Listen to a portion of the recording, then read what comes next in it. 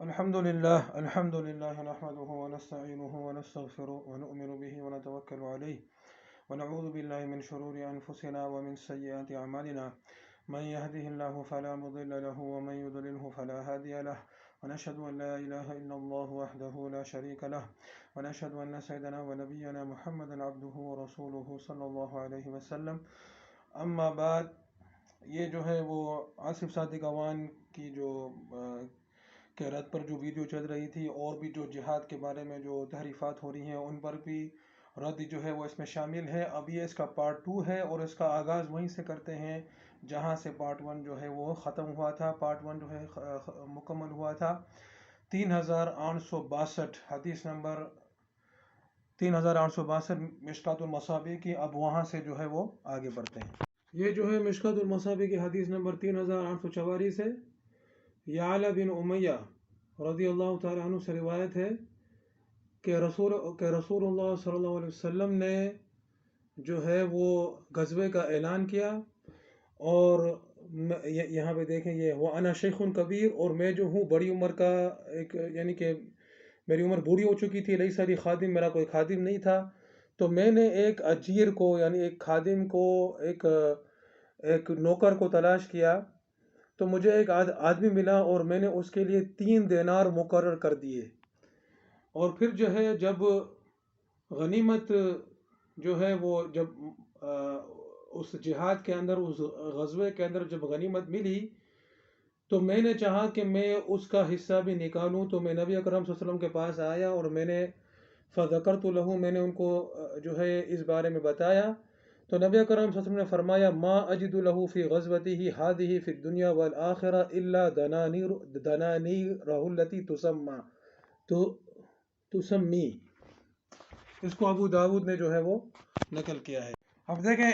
اس حدیث کے اندر ایک صحابی ہیں یعلا بن امیہ رضی اللہ تعالیٰ عنہ. نبی اکرم صلی اللہ علیہ وسلم جہاد کا اعلان کرتے ہیں، ان کی عمر بڑی ہوتی ہے، وہ جو ہے وہ بری عمر میں پہنچ چکے ہوتے ہیں. تو وہ اپنے لیے خادم کی تلاش کرتے ہیں اور ان کو ایک خادم مل جاتا ہے ایک. تو ان کے لیے وہ 3 دینار مقرر کر دیتے ہیں کہ وہ اس سفر میں جو ہے وہ ان کے ساتھ چلے گا، اور وہ انہیں اس خدمت کے لیے جو ہے وہ 3 دینار دیں گے. اور جب جہاد ہو جاتا ہے اور مالی غنیمت ہاتھ آتا ہے تو یہ صحابی جو ہیں اس بارے میں سوچتے ہیں کہ یہ جو بندہ ہے جس کو میں لایا ہوں جو میری خدمت کے لیے، تو کیا میں اس کے لیے بھی مالی غنیمت میں سے کیا اس کو بھی حصہ ملے گا؟ تو انہوں نے نبی اکرم صلی اللہ علیہ وسلم سے اس بارے میں پوچھا. تو نبی اکرم صلی اللہ علیہ وسلم نے فرمایا کہ دنیا و آخرت میں اس کو صرف یہی 3 دینار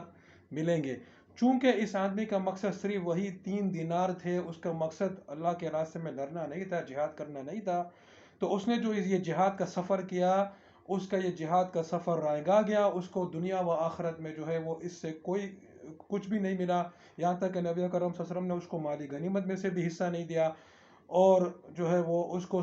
فرمایا کہ جو 3 دینار جو تو نے اس کے لیے مقرر کیے تھے، اس کے علاوہ اس کے لیے دنیا و آخرت میں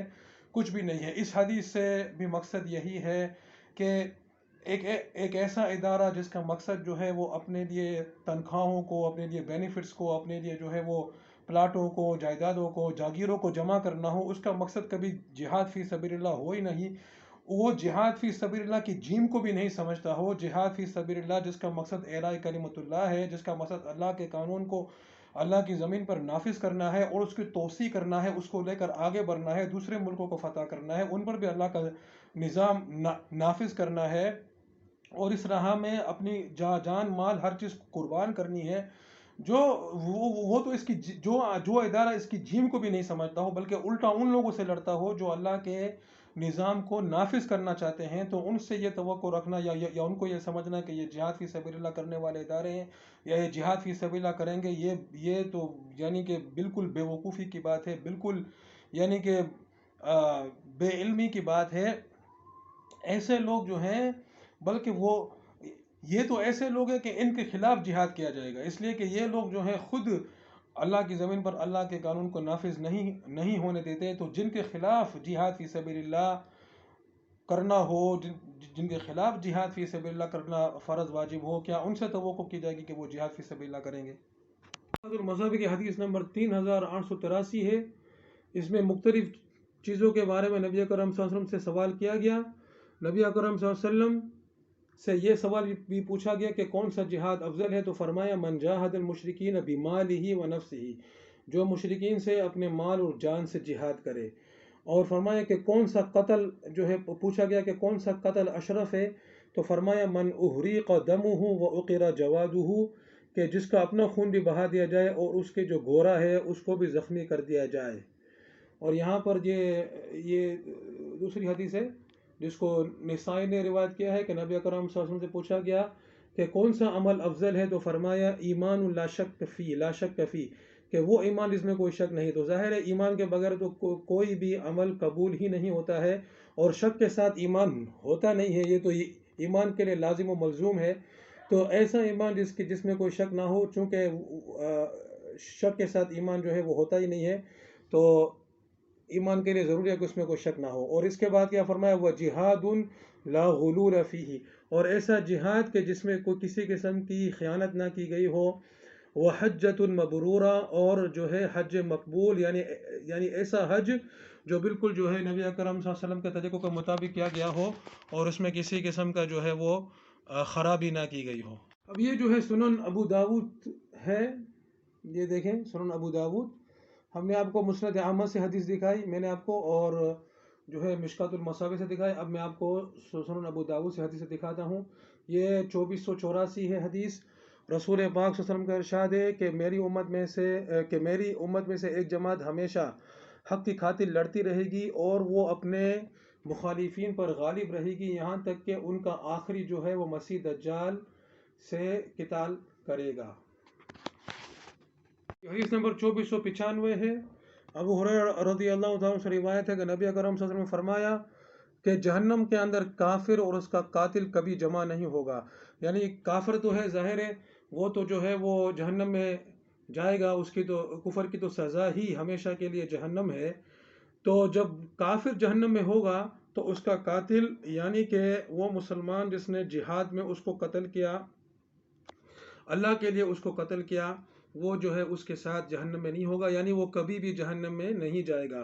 وہ جو ہے براہ راست جنت الفردوس میں جائے گا۔ اور یہ حدیث اور پہلی حدیث، یہ تمام حدیثیں جو ہیں یہ کس کے لیے نبی اکرم صلی اللہ علیہ وسلم ارشاد فرما رہی ہیں۔ نبی اکرم صلی اللہ علیہ وسلم تو خود جو ہیں وہ اہل سلطہ تھے، خود جو ہے وہ ریاست تھے، لیکن وہ یہ حدیث رعایا کے لیے بیان کر رہے تھے۔ تو رعایا پر، عوام پر بھی جہاد فرض ہے، اور یہ کہنا کہ جہاد ان پر فرض نہیں ہے، یہ جہاد کا انکار ہے۔ یہ حدیث نمبر 2502 ہے۔ ابو ہریرہ رضی اللہ تعالی عنہ سے روایت ہے کہ نبی اکرم صلی اللہ علیہ وسلم نے فرمایا کہ جو مر گیا اور اس نے کبھی غزوہ نہیں کیا، کبھی جنگ نہیں کی، کبھی اللہ کے راستے میں قتال نہیں کیا، وَلَمْ يُحَدِّثْ نَفْسَهُ بِالْغَزْوِ، اور نہ کبھی اپنے نفس کو اس کے لیے تیار کیا، نہ کبھی اس کا ارادہ کیا، اور ظاہر ارادہ وہی معتبر ہے جس میں اس کے لیے تیاری بھی کی جائے، جیسے قرآن میں ہے وَلَوْ أَرَادُوا الْخُرُوجَ لَأَعَدُّوا لَهُ عُدَّةً۔ اللہ پاک جو ہے منافقین کے بارے میں فرماتا ہے کہ اگر ان کی واقعی میں نیت ہوتی جہاد میں نکلنے کی تو اس کے لیے کچھ تیاری کرتے۔ تو جو مر گیا اور نہ کبھی اس نے اللہ کے راستے میں جنگ کی، نہ اس کے لیے تیاری کی، نہ اس کے لیے ارادہ کیا، مات علی شعبۃ من نفاق، تو وہ نفاق یعنی منافقت کے ایک شعبے پر مرتا ہے۔ یہ حدیث بھی دیکھ لیں کہ کتنی سخت وعید ہے اس کے لیے جو اللہ کے راستے میں جنگ نہیں کرتا ہے۔ تو جب اگر عوام پر نعوذ باللہ جہاد فرض نہ ہوتا تو پھر اتنی سخت وعید کی کیا ضرورت تھی؟ اور یہاں پر من کا لفظ آیا ہے جو ہر کسی کو شامل ہوتا ہے، پھر تو یہ ہوتا کہ جو ریاست غزوہ نہیں کرتی، اس طرح کا الفاظ ہوتا، مگر یہاں من ماتا فرمایا جو ہر شخص کو جو ہے وہ شامل ہے، ہر مسلمان کو جو ہے وہ شامل ہے۔ یہ حدیث نمبر 2503 ہے۔ ابو امامہ رضی اللہ تعالیٰ سے روایت ہے، نبی صلی اللہ علیہ وسلم فرماتے ہیں کہ جس نے کبھی غزوہ نہیں کیا، اللہ کے راستے میں جہاد نہیں کیا، جنگ نہیں کی، او یجہز غازیا، اور نہ کبھی کسی غازی کو تیار کیا، اس کو سامان دیا، اسلحہ دیا، اس کو جو ہے وہ جہاد کا سامان جو ہے وہ اس کو جہاد کی تیاری کر کے اس کو دے دی کہ وہ جہاد میں جائے، اور نہ کبھی جو ہے او یخلف غازیا فی اہلہ بخیر، اور نہ جو ہے جو غازی اللہ کے راستے میں گیا ہے جنگ کرنے کے لیے، نہ اس کے پیچھے اس کے خاندان والوں کی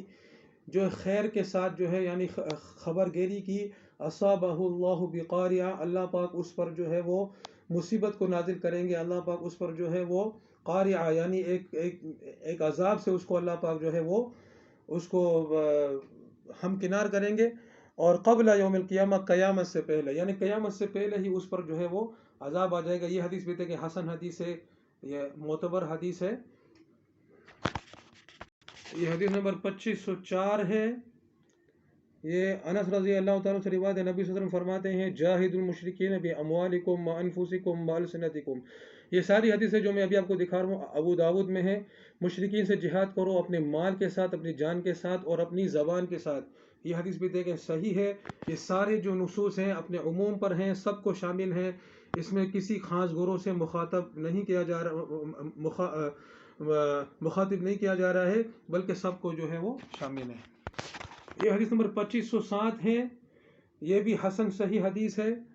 ये हदीस उस बारे में है कि नबी अकरम सल्लल्लाहु अलैहि वसल्लम पर वही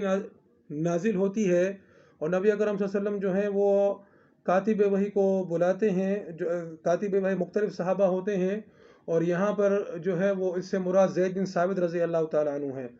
और वो जो है एक कंधे पर यानी कि किसी जानवर का कंधा होगा, फ़कतब तो फ़ी कतिफ़ के बकरी वगैरह का कंधा होगा, यानी कि उसकी हड्डी वगैरह साफ़ की हुई, पाक की हुई। तो उस पर लिखते हैं ला यस्तविल क़ाइदून मिनल मुमिनीना वल मुजाहिदून फ़ी सबीलिल्लाह, के मोमिनीन में से जो जिहाद में नहीं गए और जो जिहाद करने वाले हैं वो दोनों बराबर नहीं है, यानी मुजाहिदीन का दर्जा जो है वो बहुत बड़ा है। तो उस वक़्त इब्न उम्मे मक्तूम रज़ी अल्लाह तआला अन्हु नाबिना सहाबी होते हैं। जब वो मुजाहिदीन की फ़जीलत को सुनते हैं तो फरमाते हैं ए अल्लाह के रसूल, उनके बारे में क्या जो जिहाद की इस्तिताअत नहीं रखते, क्योंकि वो ख़ुद नाबिना होते हैं, तो वो भी उन्हीं में से शामिल होते हैं जो कि जिहाद की इस्तिताअत नहीं रखते हैं। तो जब अब्दुल्लाह इब्न मक्तूम रज़ी अल्लाह तआला अन्हु को इस बात की फ़िक्र होती है कि मैं नाबिना हूँ, तो अगर मैं जिहाद से रह गया तो मैं तो बहुत बड़ी फजीलत से रह जाऊँगा। इसलिए नबी अकरम सल्लल्लाहु अलैहि वसल्लम से इस बारे में पूछते हैं कि जो बिला उज़र के यानी जिहाद में नहीं जाते, तो उनके बारे में तो समझ में तो उनके बारे में तो हो गया कि वो और मुजाहिदीन बराबर नहीं हैं। लेकिन जो वाकई में जिहाद में जाना चाहते हैं लेकिन उज़र की वजह से वो नाबीना हैं या कोई और जिस्मानी उज़र है जो जो जो शरीयत में काबिल कबूल उज़र हो, उसकी बिना पर जिहाद में नहीं जा सकते हैं, तो फिर उनके बारे में क्या ख्याल है। तो नबी अकरम सल्लल्लाहु अलैहि वसल्लम पर दोबारा वही नाजिल होती है और जो है वो ये जुमला जो है वो नाजिल होता है गैरु उलिल दररी ला यस्तविल क़ाइदून मिनल मुमिनीन गैरु उलिल दररी वल मुजाहिदून फ़ी सबीलिल्लाह। तो यानी कि अल्लाह पाक जो है वो इस जुमले को नाजिल फरमाते हैं और मकसद ये होता है कि गैरु उलिल दररी यानी कि बिला उज़र। मैं इसका मफ़हूम बयान कर रहा हूँ कि उस सहाबी की फ़िक्र की वजह से अल्लाह पाक जो है उनकी फ़िक्र को दूर कर देते हैं और अपना कलाम नाजिल करते हैं कि जो बैठे रहने वाले मोमिनीन हैं, अगर वो बिला उज़र के बैठे हुए हैं, यानी कि अगर उनके पास कोई शरई उज़र नहीं है और वो जिहाद में शिरकत नहीं करते, तो वो उस फजीलत को नहीं पा सकते जो मुजाहिदीन फ़ी सबीलिल्लाह को हासिल है। और तो यहाँ पर जो उज़र वाले हैं, जैसे ये सहाबी थे नाबीना, तो अगर कोई उज़र वाला, फिर अल्लाह पाक उनके दिल को जानता है कि अगर वो उज़र उसको ना होता तो वो जिहाद में जाता या नहीं जाता। तो अगर वो उज़र वाला है और अल्लाह को पता है कि अगर ये उज़र उसे ना होता तो वो जिहाद में जाने वाला होता, तो वो भी जो है इस फजीलत से महरूम नहीं रहेगा, क्योंकि उसको शरई उज़र ने उसे रोका हुआ है। और अगर ऐसी बात नहीं है तो ये शरई उज़र भी जो है वो ज़ाहिर है, अगर शरई उज़र है और लेकिन अगर ना भी होता तब भी वो जिहाद में शिरकत नहीं करता, तो अल्लाह पाक तो ये भी जानते हैं, तो ज़ाहिर है उसको भी ये फजीलत हासिल नहीं होगी। और ये सहाबी जो थे वो जिहाद के लिए तड़प रहे थे लेकिन उज़र की वजह से नहीं जा सकते थे, तो उनके लिए अल्लाह पाक ने जो है वो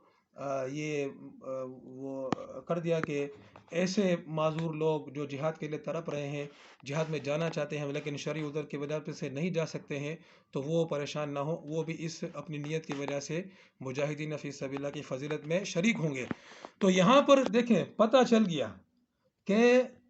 جہاد جو ہے وہ ہر عوام ہو، رعایا ہو، اپنا حکومت ہو، سب پر فرض ہے. اگر فرض نہیں ہوتا تو پھر انصافی کو فکر کرنے کی کیا ضرورت تھی؟ نبی اکرم صلی اللہ علیہ وسلم کہتے کہ بھائی یہ تو تمہارا کام ہے ہی نہیں، یہ تو ہمارا کام ہے جو اہل یعنی کہ جو حکمران ہیں، جو حاکم ہیں. لیکن نہیں، یہاں پر فرما دیا کہ جو کہ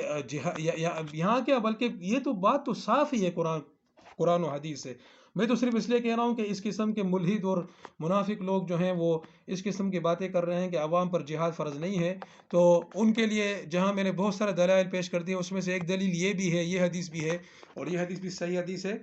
اور یہ آپ دیکھ سکتے ہیں 2507 ابو داود کے اندر، کہ یہاں پر جو ہے وہ بتا دیا کہ عوام پر بھی جہاد فرض ہے. اور اسی لیے یہ صحابی جو ہے وہ اس بات پر پریشان ہو گئے، اور پھر اللہ نے ان کی پریشانی دور کر دی. اچھا، ایک اور بات کہ یہ جو آیت ہے کہ مجاہدین جو مومنین بیٹھے ہوئے ہیں اور جو اللہ کے راستے میں جہاد کرے، یہ دونوں برابر نہیں ہیں. مجاہدین کا درجہ بہت بڑا ہے. یہ اس صورت میں ہے جب کہ جہاد فرض کفایہ ہو. تو جب جہاد فرض کفایہ ہو، جیسا کہ میں نے پہلے اس کی وضاحت کر دی ہے، اور آئندہ جو ہے وہ فقہ کی کتابوں سے بھی آپ کو دکھاؤں گا انشاءاللہ العزیز. تو اس وقت جو ہے جب ایک مسلمانوں کی ایک اتنی جماعت، اتنا گروہ، اتنا لشکر جو تمام سرحدوں پر مسلمانوں کی یہ کام کر رہا ہو اور آگے بڑھ کر جو ہے وہ اسلامی خلافت کی توسیع کر رہا ہو، تو باقی مسلمانوں پر جہاد فرض نہیں رہتا ہے. تو اس صورت میں یہ اس صورت کے بارے میں ہے کہ جو جہاد میں نہیں گئے وہ اگرچہ کہ گنہگار نہیں ہوئے، چونکہ فرض کفایہ پورا ہو گیا، لیکن ان کو ان مجاہدین سے کوئی نسبت نہیں ہوگی. ان مجاہدین کا درجہ بہت بڑا ہوگا. لیکن آج جو صورتحال ہے وہ تو صورتحال فرض عین کی ہے، کیونکہ آج تو اسلامی خلافت کہیں پر بھی قائم نہیں ہے، اسلامی قانون کہیں پر بھی نافذ نہیں ہے، اور مسلمانوں پر الٹا حملہ ہو رہا ہے. مسلمانوں کے جو نام نہاد ممالک ہیں وہاں پر بھی حقیقت میں کافروں ہی کا تسلط ہے، کافروں کی کٹ پتلیاں جو ہیں وہ نظام کو سنبھالے ہوئے ہیں. تو ایسی صورت میں تو جہاد ہر مسلمان پر نماز روزے کی طرح فرض عین ہے. تو یہاں پر جو ہے یہ بات نہیں ہوگی کہ وہ کہ بیٹھا رہنے والا اور جہاد کرنے والا برابر نہیں ہے، اور جو ہے جہاد کرنے والے کو جو ہے وہ فضیلت حاصل ہے اگرچہ کہ بیٹھے رہنے والا گنہگار نہ ہوا. نہیں، یہاں پر یہ بات نہیں ہوگی. یہاں پر تو بات یہ ہوگی کہ جو جہاد کرے گا وہ اس ذمہ داری سے، اس فرض سے سبق دوش ہوگا، جو نہیں کرے گا وہ گناہ کبیرہ کا مرتکب ہوگا، اور جو جہاد کا انکار کرے گا چاہے الٹی سیدھی تعویلیں کر کے، وہ تو اسلام ہی سے خارج ہو جائے گا. حدیث نمبر 508 ہے ابو داود کی. اس میں رسول پاک صلی اللہ علیہ وسلم فرماتے ہیں کہ تم نے مدینے کے اندر ایسے لوگوں کو چھوڑا ہے کہ تم نے جو بھی سفر کیا، جو بھی اللہ کے راستے میں خرچ کیا، جو بھی وادی کو پار کیا، وہ تمہارے ساتھ تھے. تو صحابہ نے فرمایا کہ وہ ہمارے ساتھ کیسے تھے جبکہ وہ تو مدینہ کے اندر ہیں؟ تو نبی اکرم صلی اللہ علیہ وسلم نے فرمایا کہ ان کو عذر نے روکے رکھا ہوا ہے. تو یہ بات ہو چکی ہے کہ جو شرعی عذر کی بنا پر نہیں جاتا ہے جہاد پر، لیکن اس کی نیت جہاد میں جانے کی ہوتی ہے، تو وہ جو ہے وہ اس فضیلت سے محروم نہیں ہوتا ہے. یہ جو حدیث نمبر 2512 ہے، اس میں اسلم ابو عمران سے روایت ہے کہ ہم نے جو ہے وہ جہاد کیا مدینے سے، اور ہم قسطنطنیہ کی طرف جو ہے وہ گئے، اور جو ہے ہماری جماعت پر جو سپہ سالار تھے وہ عبد الرحمن بن خالد بن ولید تھے، اور جو ہے روم جو ہے وہ اپنی ملصقو ظہورہم بحائط المدینہ، کہ وہ جو ہے اپنی کمر کو جو ہے وہ شہر کی دیواروں سے چپکا کے جو ہے انہوں نے رکھا ہوا تھا، کہ ایک آدمی وہ جو ہے دشمن پر اس نے حملہ کیا. فحمل رجل علی العدو، یعنی ایک مسلمان نے دشمن پر حملہ کر دیا. تو لوگوں نے کہا لا الہ لا الہ الا اللہ، یعنی لا الہ الا اللہ یہ کیا کر رہا ہے؟ یہ اپنے آپ کو ہلاکت میں ڈال رہا ہے. فقال ابو ایوب، یعنی ابو ایوب انصاری رضی اللہ تعالیٰ عنہ بھی اس غزوے میں تھے، انہوں نے فرمایا کہ یہ آیت جو ہے یہ ہمارے بارے میں نازل ہوئی ہے، اور ہوا یہ کہ جب اللہ نے اپنے نبی کی مدد کر دی اور اسلام غالب آ گیا، تو ہم نے کہا کہ چلو ہم جو ہے اپنے مال کی، اپنی جائیدادوں کی اصلاح کر لیتے ہیں. تو اللہ پاک نے یہ آیت نازل فرمائی وَأَنفِقُوا فِي سَبِيلِ اللَّهِ وَلَا تُلْقُوا بِأَيْدِيكُمْ إِلَى التَّهْلُكَةِ، کہ اللہ کے راستے میں خرچ کرو اور اپنے آپ کو ہلاکت میں، اپنے ہاتھوں کو ہلاکت میں نہیں ڈالو، یعنی اپنے آپ کو ہلاکت میں نہیں ڈالو. تو ہلاکت میں ڈالنا اصل میں کیا تھا کہ ہم لوگ جو ہیں وہ اپنے مال اور جائیداد میں لگ جائیں، ان کی اصلاح میں لگ جائیں اور جہاد کو چھوڑ دیں. اور ابو ایوب انصاری رضی اللہ تعالی عنہ ہمیشہ جہاد کرتے رہے یہاں تک کہ وہ قسطنطینیہ میں دفن ہو گئے. قسطنطینیہ میں یعنی کہ جو ہے وہ ان کو دفن کیا گیا. یہ جو حدیث ہے، یہ جو واقعہ ہے، یہ بھی صحیح ہے. ابو داؤد کے اندر موجود ہے 2512. ابو ایوب انصاری رضی اللہ تعالیٰ عنہ اس جہاد میں شریک ہوتے ہیں.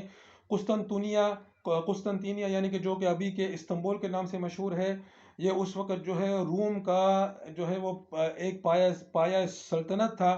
وہاں پر جو ہے صحابہ نے اور تابعین نے جہاد کیا، اور جو ہے جب روم کا لشکر سامنے آ گیا تو ایک مسلمان نے جو ہے وہ خود اکیلے جو ہے وہ ان پر حملہ کر دیا. تو دوسرے مسلمانوں نے کہا کہ بھائی یہ جو اس نے عمل کیا ہے یہ صحیح نہیں ہے، اس نے اپنے آپ کو ہلاکت میں ڈال دیا کہ اکیلا جو ہے پورے لشکر پر حملہ کر دیا، جو ہے وہ یہ تو شہید ہو جائے گا. یعنی کہ ایسی حالت میں غالب یہی ہوتا ہے کہ آدمی شہید ہو جائے. تو ان کی یہ رائے تھی کہ ان کو اس طرح نہیں کرنا چاہیے تھا، بلکہ سب کے ساتھ مل کر جو ہے وہ حملہ کرنا تھا. تو اب اور قرآن میں ہے وَلَا تُلْقُوا بِأَيْدِيكُمْ إِلَى التَّهْلُكَةِ کہ اپنے آپ کو ہلاکت میں نہیں ڈالو.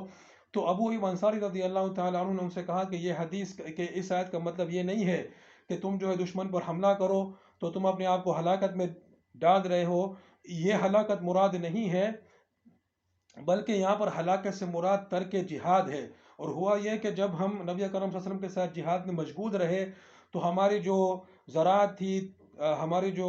مال و جائیداد تھے، ان کے حال جو ہیں وہ بگڑ گئے. تو جب جو ہے اسلام غالب آ گیا اور اسلام پھیل گیا تو ہم نے جو ہے پھر کہا کہ چلو ابھی ہم جو ہے وہ اپنے مال، اپنے جائیداد، اپنی زراعت، اپنی جو ہے وہ باغات کی اصلاح کر لیں. تو اللہ پاک نے یہ آیت نازل فرمائی کہ دیکھو خبردار ایسا نہیں کرنا. اگر تم جہاد کو چھوڑ کر اپنے مال، دولت، اپنے باغات، اپنے زراعت کے اصلاح میں لگ جاؤ گے تو یہ ہلاکت ہوگی. اپنے آپ کو ہلاکت میں نہیں ڈالنا، بلکہ اپنے مال کو، اپنی جان کو اللہ کے راستے میں جو ہے وہ خرچ کرنا. اب یہاں پر بھی دیکھیں، یہاں پر یہ کون ہے؟ یہ صحابہ کون ہے؟ یہ صحابہ عوام ہیں، یہ اس زمانے کی عوام ہے، لیکن ان سب پر جہاد فرض تھا، اور آج ہم سب پر بھی جہاد فرض ہے. اور وہ لوگ جب جہاد کو انہوں نے ایسا نہیں کہ جہاد کو چھوڑ دیا تھا، نہیں، انہوں نے تو بہت جہاد کیا اور پھر کہا کہ چلو اب کچھ وقت جو ہے وہ مال کی، باغات کی، زراعت کی اصلاح میں بھی لگ جاتے ہیں. تو اللہ پاک نے جو ہے وہ آیت نازل فرمایا کہ ایسا نہیں کرنا کہ جہاد چھوڑ کر اس میں لگ جاؤ، کیونکہ یہ جو ہے ہلاکت ہے. حدیث نمبر 2516 ہے. اس میں نبی اکرم صلی اللہ علیہ وسلم سے پوچھا گیا ایک آدمی کے بارے میں کہ وہ جہاد فی سبیل اللہ کا ارادہ کرتا ہے اور اس کی وہ یبتغی عرض من عرض الدنیا، اور وہ دنیا کی مال و متاع کو جو ہے وہ چاہتا ہے. یعنی کہ جہاد کے اندر اس کا جو مقصد جو ہے وہ یہ ہے کہ مال غنیمت حاصل ہوگا اور اس سے مجھے فائدہ ہوگا. تو نبی اکرم صلی اللہ علیہ وسلم نے فرمایا کہ لا اجر لہو، کہ اس کے لیے کوئی اجر نہیں ہے. اور پھر دوبارہ وہی سوال پوچھا گیا تو فرمایا لا اجر لہو. تیسری دفعہ پوچھا گیا تو فرمایا لا اجر لہو. اس حدیث کو بیان کرنے کا مقصد بھی یہی ہے کہ جب ایک آدمی جو واقعی میں جہاد فی سبیل اللہ کے اندر جاتا ہے، یعنی نبی اکرم علیہ السلام کی ماتحتی میں یا نبی اکرم صلی اللہ علیہ وسلم کے صحابہ کی ماتحتی میں جہاد فی سبیل اللہ کے لیے نکلتا ہے، لیکن اگر اس کی نیت جو ہے وہ مال غنیمت ہے، وہ دنیا کا مال و متاع ہے، تو اس کے لیے کوئی اجر نہیں ہے. یہ جہاد اس کے لیے بجائے ثواب کے وبال ہے. تو جب یہ حال ہو تو ایسے اداروں کے بارے میں کیا خیال ہے کہ جن کا تو اصل مقصد ہی جو ہے وہ دنیا کا مال و متاع ہوتا ہے، ساری زندگی ان کا یہی مقصد ہوتا ہے. جہاد فی سبیل اللہ سے تو ان کو کوئی تعلق ہی نہیں ہے. الٹا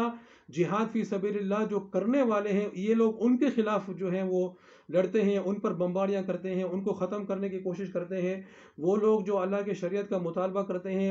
ان کو جو ہے چن چن کر ان پر تشدد کرنا، ان کا قتل عام کرنا جن کا مشغلہ ہو. تو ایسے لوگوں کے بارے میں کیسے سوچا جا سکتا ہے کہ وہ جہاد فی سبیل اللہ کرنے والے ہیں، یا ان سے اس قسم کی توقع بھی کیسے کی جا سکتی ہے. یہ حدیث جو ہے 2517 ہے. ابو موسیٰ رضی اللہ تعالیٰ سے روایت ہے کہ ایک اعرابی نبی اکرم صلی اللہ علیہ وسلم کے پاس آیا اور کہا کہ ایک آدمی جو ہے وہ اس لیے قتال کرتا ہے کہ اس کا ذکر ہو، یعنی کہ اس کی شہرت ہو. ایک آدمی اس لیے قتال کرتا ہے کہ اس کی تعریف کی جائے. ایک آدمی اس لیے قتال کرتا ہے کہ اسے مال غنیمت حاصل ہو، ایک آدمی اس لیے قتال کرتا ہے کہ وہ اپنے مکان کو یعنی اپنی منزلت کو دکھانا چاہتا ہے. یعنی کہ اس نے جو ہے وہ عربی نے یہ پوچھا کہ بھائی لوگ کہ اے اللہ کے رسول جو ہے لوگ مختلف وجوہات کی وجہ سے قتال کرتے ہیں، کوئی اپنے قوم قبیلے کی حمیت کی وجہ سے کرتا ہے، کوئی اپنی زمین کی حمیت میں کرتا ہے، اپنے وطن کی حمیت میں کرتا ہے، کوئی جو ہے اپنے نام کے لیے کرتا ہے، کوئی اپنے کوئی جو یعنی کہ کوئی ریاکاری کی وجہ سے کرتا ہے، کوئی اس لیے کرتا ہے کہ لوگ اس کی تعریف کریں. تو کون ہے جو اللہ کے راستے میں جہاد کرتا ہے؟ نبی اکرم صلی اللہ علیہ وسلم نے فرمایا من قاتل حتی تکون کلمۃ اللہ ہی اعلی فهو فی سبیل اللہ عز وجل، کہ جو اس لیے قتال کرتا ہے کہ اللہ کا کلمہ وہ بلند ہو جائے، تو وہ جو ہے اللہ کے راستے میں ہے، اس کے علاوہ اور کوئی بھی نہیں ہے. تو یہ حدیث بیان کرنے کا مقصد یہ ہے کہ قتال فی سبیل اللہ جو ہوتا ہے، جو جہاد فی سبیل اللہ ہوتا ہے، وہ وطن کے لیے لڑنا، زمین کے لیے لڑنا، جبکہ زمین بذات یعنی کہ مقصود ہی زمین ہو، مقصود ہی وطن ہو یا کوئی اور قوم قبیلہ ایسی چیزیں ہوں، تو وہ جہاد فی سبیل اللہ نہیں ہوتا ہے. جہاد فی سبیل اللہ یہ ہوتا ہے کہ اللہ کا کلمہ بلند ہو جائے، یعنی کہ زمین اس لیے حاصل کرنی ہے کہ اس پر اللہ کے نظام کو نافذ کرنا ہے، جو ہے وطن اس لیے حاصل کرنا ہے یا وطن کا دفاع اس لیے کرنا ہے کہ اس پر اللہ کا نظام نافذ ہو جائے اور اللہ کا نظام نافذ رہے. اگر یہ وجہ ہے تو وہ قتال فی سبیل اللہ ہوگا. تو اب سوچ لیں کہ جو لوگ اس لیے لڑتے ہوں کہ اللہ کا نظام زمین پر نافذ نہ ہو بلکہ انگریزوں کا نظام جاری رہے، تو وہ جو ہے کس طرح اللہ کے راستے میں لڑنے والے ہیں؟ وہ اللہ کے راستے میں نہیں بلکہ وہ صلیبیوں کے راستے میں لڑنے والے ہیں، وہ شیطانوں کے راستے میں لڑنے والے ہیں. یہ حدیث نمبر 2533 ہے. ابو ہریرہ رضی اللہ تعالیٰ سے روایت ہے کہ رسول اللہ صلی اللہ علیہ وسلم نے فرمایا کہ جہاد تم لوگوں پر واجب ہے ہر امیر کے ساتھ، چاہے وہ امیر جو ہے نیک ہو یا فاجر ہو، یعنی نیک ہو یا بد ہو. اور نماز تم پر واجب ہے ہر مسلمان کے پیچھے، چاہے وہ نیک ہو یا فاجر ہو، چاہے وہ کبائر کا ارتکاب کرتا ہو. اور اسی طرح نماز تم پر واجب ہے، یعنی نماز جنازہ ہر مسلمان کے اوپر، چاہے وہ نیک ہو، چاہے وہ بد ہو، چاہے وہ کبیرہ گناہ کرتا ہو. یہ حدیث جو ہے وہ ضعیف ہے، تو استدلال کے لیے تو موضوع نہیں ہے دلیل پکڑنے کے لیے. لیکن اس حدیث کا جو مطلب ہے اگر اس کا صحیح مطلب سمجھا جائے تو پھر یہ شریعت کے اصولوں کے مطابق ہوگی. مطلب یہ ہے کہ اگر تمہارا امیر ہو، اگر وہ نیک ہو تو الحمدللہ رب العالمین، اور اگر وہ بد ہو تو، لیکن جیسے کہ اس موضوع پر بات ہوگی انشاءاللہ العزیز، اور میں کر بھی چکا ہوں کہ اگر وہ اس کی ذاتی زندگی میں خرابیاں بھی ہوں لیکن وہ اللہ کے نظام کو نافذ کر رہا ہے ریاست میں، اس نے اسلامی ریاست کا وجود ہے اور وہ جہاد کو بھی کر رہا ہے، کیونکہ اسلامی ریاست بغیر جہاد کے نہیں ہوتی ہے. اسلامی ریاست جو ہے وہ اس کی ذمہ داریوں میں سے ایک ذمہ داری یہ بھی ہے کہ وہ جہاد کرتی ہے اور آگے بڑھ کر جہاد کرتی ہے، آگے اقدامی جہاد کرتی ہے. تو جب ایسا امیر ہو، چاہے وہ نیک ہو، اگر نیک نہیں ہو، بد بھی ہو، لیکن وہ اللہ کے راستے میں جہاد کر رہا ہے تو تم اس کے ساتھ جہاد کرو. اسی طرح جو ہے اگر ایسی صورتحال ہے کہ جو امامتی کر رہا ہے مسلمان، وہ نیک آدمی نہیں ہے، گنہگار ہے، اور تمہیں اس کے علاوہ کوئی اور امام نہیں ہے کہ جس کے پیچھے تم جا کے نماز پڑھ سکو، تو اس کے پیچھے ہی نماز پڑھ لو. اور اسی طرح جو ہے وہ نماز جنازہ کے بارے میں ہے کہ وہ بھی ہر مسلمان پر کرنی ہے. تو یہ جو ہے مطلب یہ مطلب نہیں ہے کہ ایک فاسق مسلمان کو امام بنایا جائے نماز کا، نہیں. مطلب یہ ہے کہ اگر ایسی صورتحال ہو جائے کہ اور تمہارے پاس کوئی اور ہو بھی نہیں کہ تم کسی اور کے پیچھے چلے جاؤ، اور تم ایسی صورتحال میں ہوگا کہ تم اس کو تبدیل نہیں کر سکتے ہو، تو اس کے پیچھے ہی نماز پڑھ لو، جماعت کو نہیں چھوڑو. اسی طرح اگر امیر ہے اور وہ امیر اسلامی ریاست، اسلامی قانون کو نافذ کیے ہوئے ہے اور وہ جہاد بھی کر رہا ہے، تو اگرچہ اس کی ذاتی زندگی میں کچھ خرابیاں ہوں تو چونکہ اسلامی ریاست قائم ہے جو کہ امیر کا اصل یعنی کہ امیر کی تقرری کا جو ہے اصل مقصد ہے، تو وہ چونکہ پورا ہو رہا ہے تو اور وہ جہاد بھی کرے گا، چونکہ یہ بھی اسلامی ریاست کے بنیادی اصولوں میں سے ہے، تو تم بھی اس کے ساتھ جو ہے وہ جہاد اللہ کے راستے میں کرو۔ تو یہاں پر بھی پتہ چل گیا کہ جہاد واجب علیکم یہ کس سے کہا جا رہا ہے؟ یہ عوام کو کہا جا رہا ہے، یہ ریاست کو نہیں کہا جا رہا ہے۔ اگر ریاست ہوتا تو پھر یہ جو کہ امیر کے ساتھ چاہے وہ امیر جیسا بھی ہو، ظاہر ہے یہ تو پھر یہ جملہ جو ہے وہ بے معنی ہو جاتا۔ تو ظاہر ہے عوام یہ ہر مسلمان پر فرض ہے، اور جب ایسی صورتحال بھی ہو جائے تب بھی تم جو ہے وہ جہاد کرو۔ یہ حدیث جو ہے ابو داؤد کی 2537 ہے، حسن حدیث ہے یعنی معتبر حدیث ہے۔ اس میں ایک صحابی ہیں عمر بن عقیش، کہ وہ جو ہے احد کے دن جو ہے وہ مدینے میں آتے ہیں اور مسلمانوں کے بارے میں پوچھتے ہیں کہ وہ کہاں ہیں، تو انہیں بتایا جاتا ہے کہ وہ تو احد چلے گئے ہیں۔ تو وہ اسلام قبول کر چکے ہوتے ہیں، اور وہ اپنا جو ہے وہ اسلحہ پہن کر گھوڑے کے ساتھ جو ہے احد پہنچ جاتے ہیں۔ مسلمان جب ان کو دیکھتے ہیں تو سمجھتے ہیں کہ انہیں پتہ نہیں ہوتا ہے کہ یہ مسلمان ہو گئے ہیں، تو انہیں کہتے ہیں کہ تم ہم سے دور ہو جاؤ، الیک عنا، ہم سے دور ہو جاؤ یا عمر۔ تو وہ کہتے ہیں انی قد آمنت، کہ میں تو ایمان لے آیا ہوں۔ پھر وہ قتال کرتے ہیں اور زخمی ہو جاتے ہیں، اور ان کو اپنے گھر والوں کے پاس لے جایا جاتا ہے۔ ان کے پاس سعد بن معاذ رضی اللہ تعالیٰ عنہ آتے ہیں، کہ اور جو ہے وہ ان کی بہن سے کہتے ہیں کہ ان سے پوچھو کہ یہ جو قتال انہوں نے کیا حمیۃ لقومک، کیا اپنی قوم کی حمیت میں کیا ہے، او غضب لہم، کیا ان کے لیے کیا ہے، کہ یعنی کہ چونکہ ان پر حملہ ہوا ہے تو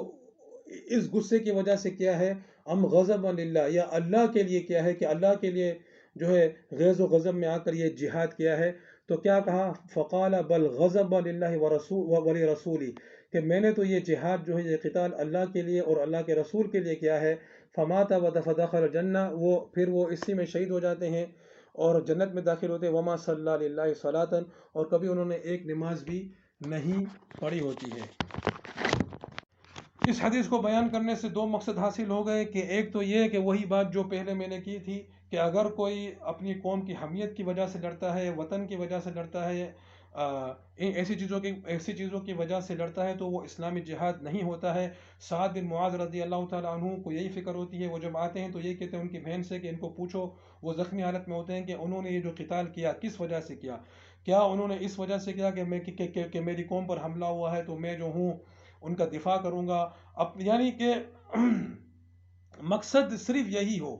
ٹھیک ہے، یہی مقصد ہو کہ قوم کے لیے لڑ رہا ہوں، وطن کے لیے لڑ رہا ہوں، یا شہر کے لیے لڑ رہا ہوں، زمین کے لیے لڑ رہا ہوں، اپنے لیے لڑ رہا ہوں، نام و نمود کے لیے لڑ رہا ہوں، کوئی بھی چیز ہو، یا یہ کہ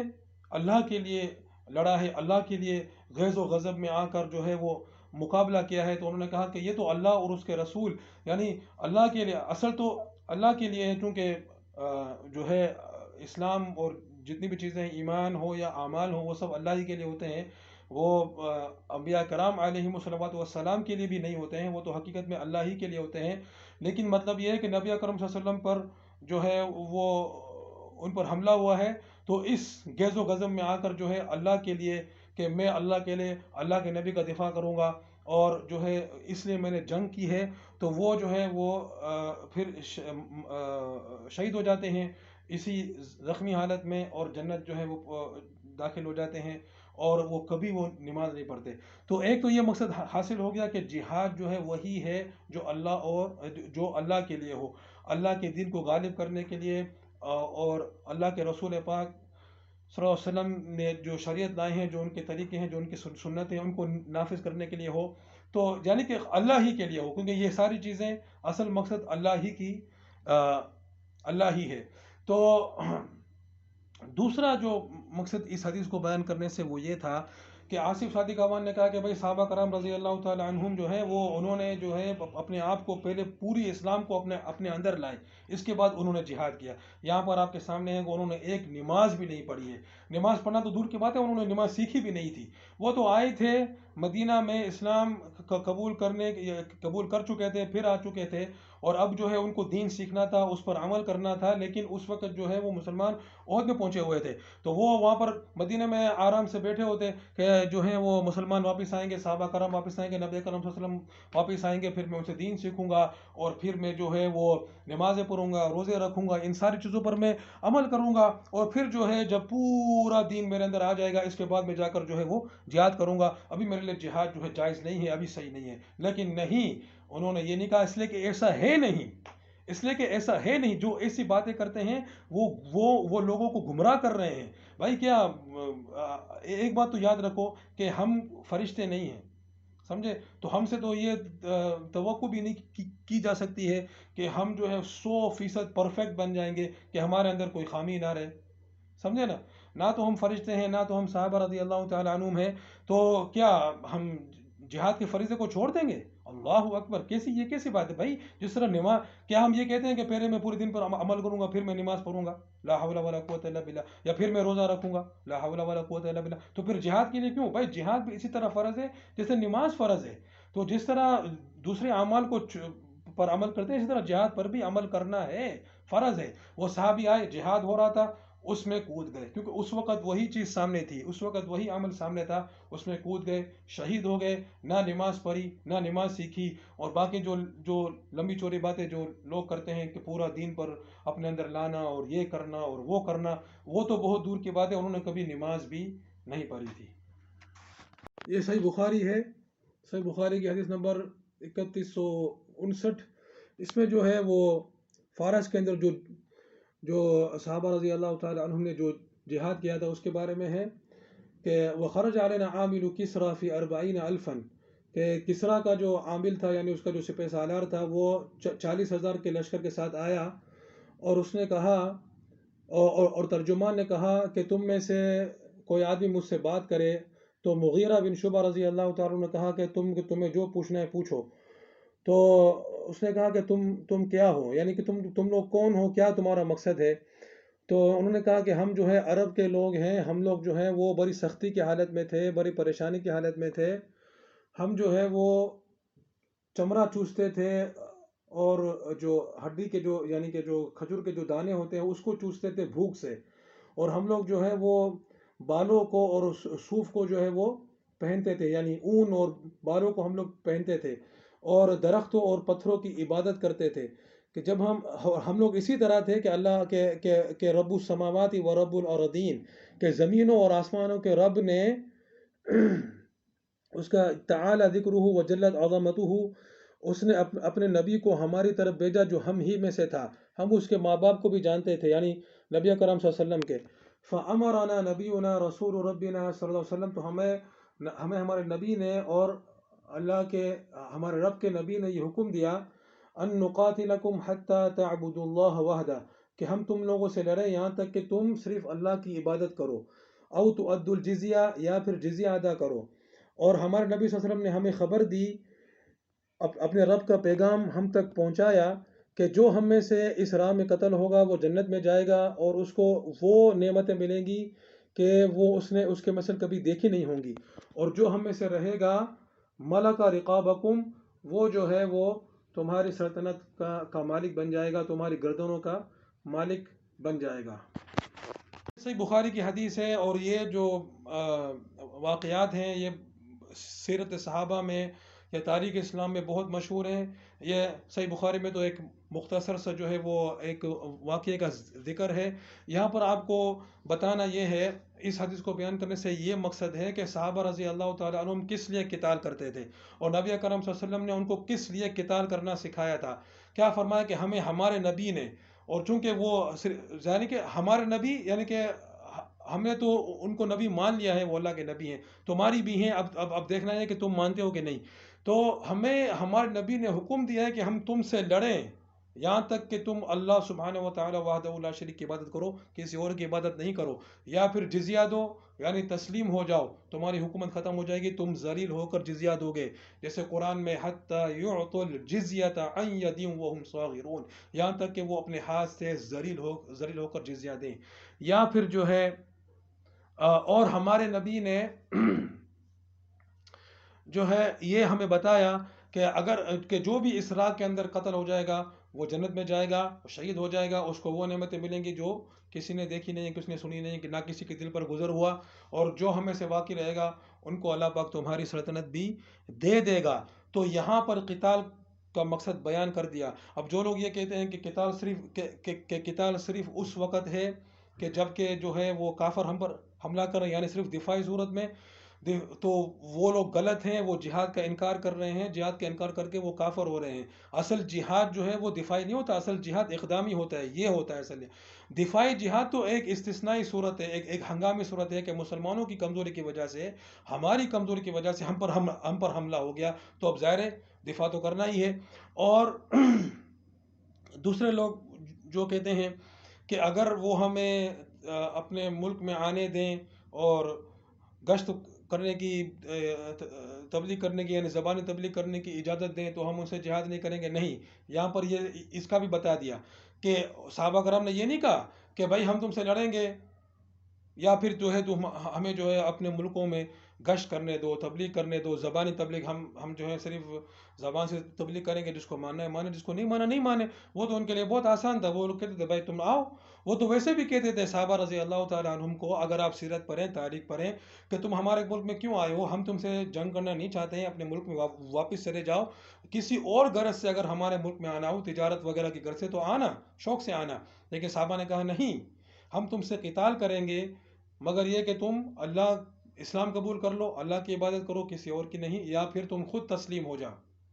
ہمیں، ورنہ پھر ہم تم سے قتال کر کے تم کو تسلیم کر دیں گے یا تمہیں ختم کر دیں گے.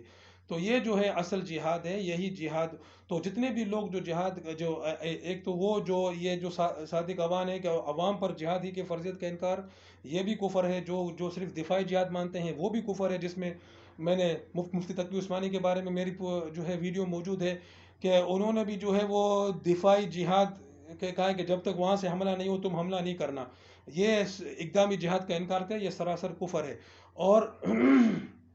اسی طرح وہ لوگ جو کہتے ہیں کہ اگر وہ ہمیں تبلیغ کی اجازت دیتے ہیں تو پھر بھی ہم ان سے جہاد نہیں کرتے، یہ بھی سراسر کفر ہے. کیونکہ جس چیز کو جس طرح شریعت میں اگر نہیں مانا جائے تو پھر اس بات کا وہ انکار، اس حکم کا وہ انکار کرنا ہوتا ہے. تو یہ جو ہے آپ کو پتہ چل گیا کہ کس لیے جو ہے وہ جہاد ہے. یہ جو ہے وہ سنن النسائی کی حدیث نمبر 3086 ہے، صحیح حدیث ہے کہ ابن عباس رضی اللہ تعالیٰ عنہ سے روایت ہے کہ عبد الرحمن ابن عوف رضی اللہ تعالیٰ عنہ اور ان کے اصحاب نبی اکرم صلی اللہ علیہ وسلم کے پاس آئے اور کہا مکے میں، اور کہا اے اللہ کے رسول، ہم جو ہے وہ جس وقت ہم یعنی کہ مشرک تھے، ہم لوگ عزت میں تھے، اور جب ہم ایمان لے آئے تو ہم ذلیل ہو گئے ہیں. تو نبی اکرم صلی اللہ علیہ وسلم نے فرمایا کہ مجھے عفو یعنی معاف کرنے کا حکم دیا گیا ہے، تم قتال نہیں کرو. پھر جب ہمیں اللہ نے مدینہ کی طرف مدینہ پہنچا دیا تو ہمیں قتال کرنے کا حکم دیا. امرنا بالقتال، ہمیں قتال کرنے کا حکم دیا. یہ کون ہے ہمیں؟ یہ کس کی بات ہو رہی ہے؟ ظاہر ہے کہ یہ عوام کی بات ہو رہی ہے، سب کی بات ہو رہی ہے. فکفو، تو اس وقت جو ہے وہ بعض لوگ جو ہیں وہ ہچکچا اٹھے اور وہ جہاد سے جی چرانے لگے. تو اللہ نے یہ آیت نازل فرمائی، الم تر الی الذین قیل لهم کفوا ایدیکم واقیموا الصلاۃ. سورۃ النساء کی آیت نمبر 77 ہے. اس کا بھی آپ کو ترجمہ دکھاتے ہیں.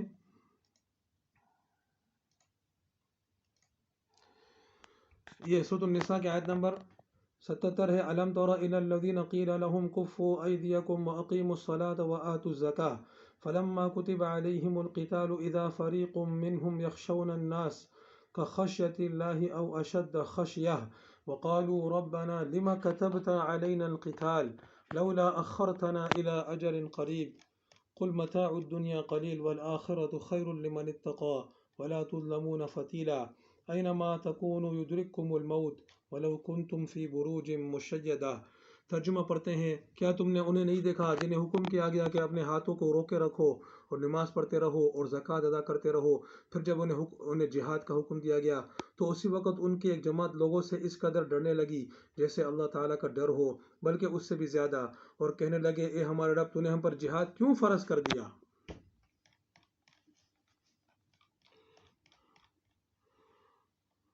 کیوں ہمیں تھوڑی سی زندگی اور نہ جینے دی؟ آپ کہہ دیجئے کہ دنیا کی سود مندی تو بہت ہی کم ہے اور پرہیزگاروں کے لیے تو آخرت ہی بہتر ہے، اور تم پر ایک دھاگے کے برابر بھی ستم روا نہ رکھا جائے گا۔ تم جہاں کہیں بھی ہو موت تمہیں آ پکڑے گی، گو تم مضبوط قلعوں میں ہو۔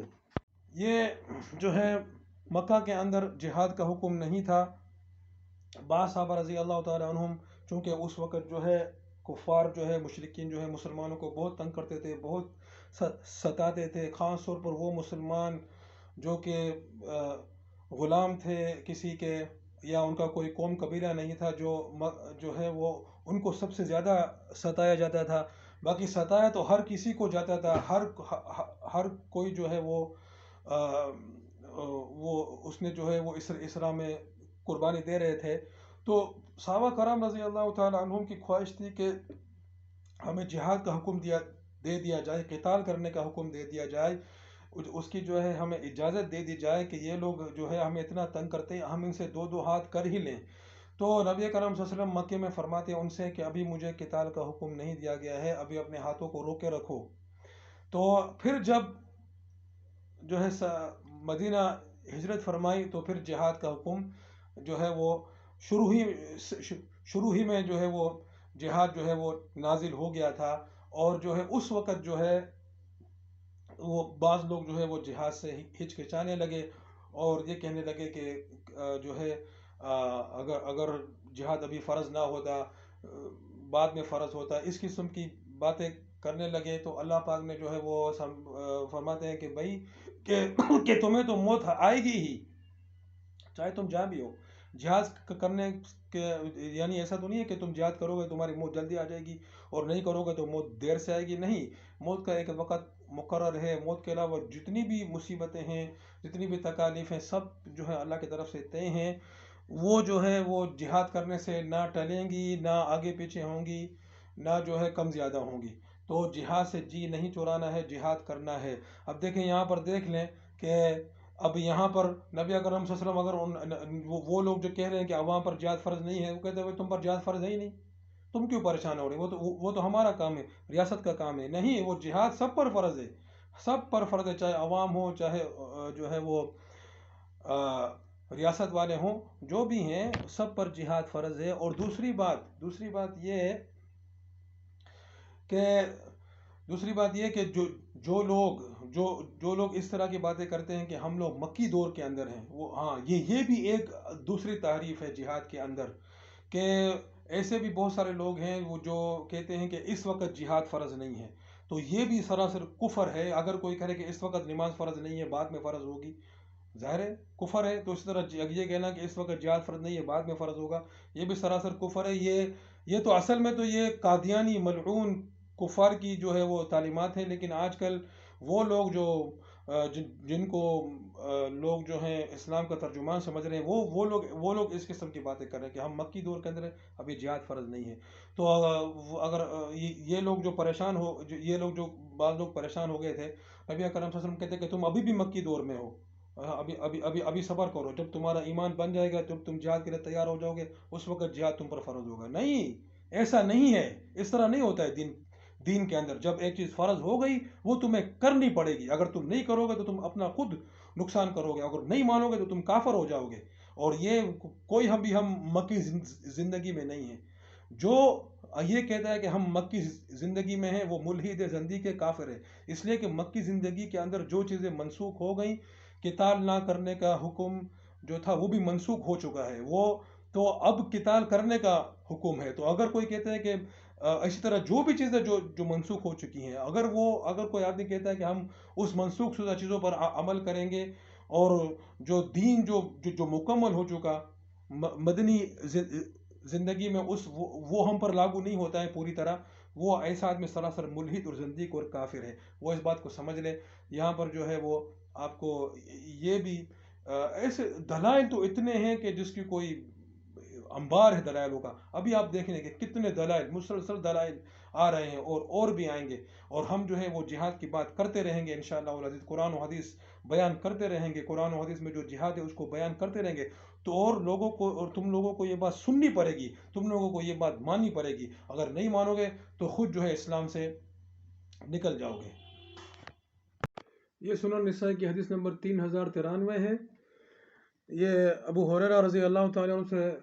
روایت ہے کہ جب ابو بکر رضی اللہ تعالیٰ عنہ مانعین زکوٰۃ، یعنی جن لوگوں نے زکوٰۃ دینے سے منع کر دیا تھا، ان سے قتال کرنے پر انہوں نے، ابو بکر نے فیصلہ کر لیا. تو عمر رضی اللہ تعالیٰ عنہ نے کہا کہ اے ابو بکر، کیف تقاتل الناس، کہ تم ایسے لوگوں سے کیسے جو ہے آپ ایسے لوگوں سے قتال کریں گے. اور حالانکہ نبی اکرم صلی اللہ علیہ وسلم نے فرمایا ہے کہ مجھے لوگوں سے قتال کرنے کا حکم دیا گیا ہے یہاں تک کہ وہ لا الہ الا اللہ کہہ دیں. اور جب وہ یہ کہہ دیں گے تو ان کے مال اور جان جو ہے وہ مجھ سے محفوظ ہو جائیں گے سوائے اس کے حق کے. یعنی یہ کہ اگر وہ کسی کا حق ماریں گے، کسی کی جان لیں گے تو قصاص میں ان کو قتل کیا جائے گا. کسی کا مال لیں گے تو پھر ان سے وہ مال جو ہے وہ لیا جائے گا، اس کا تاوان لیا جائے گا. ابو بکر رضی اللہ تعالیٰ نے کیا فرمایا؟ لَأُقَاتِلَنَّ مَنْ فَرَّقَ بَيْنَ الصَّلَاةِ وَالزَّكَاةِ، کہ میں ضرور ایسے لوگوں سے جنگ کروں گا جو نماز اور زکوٰۃ میں فرق کرتے ہیں، یعنی نماز پڑھتے ہیں اور زکوٰۃ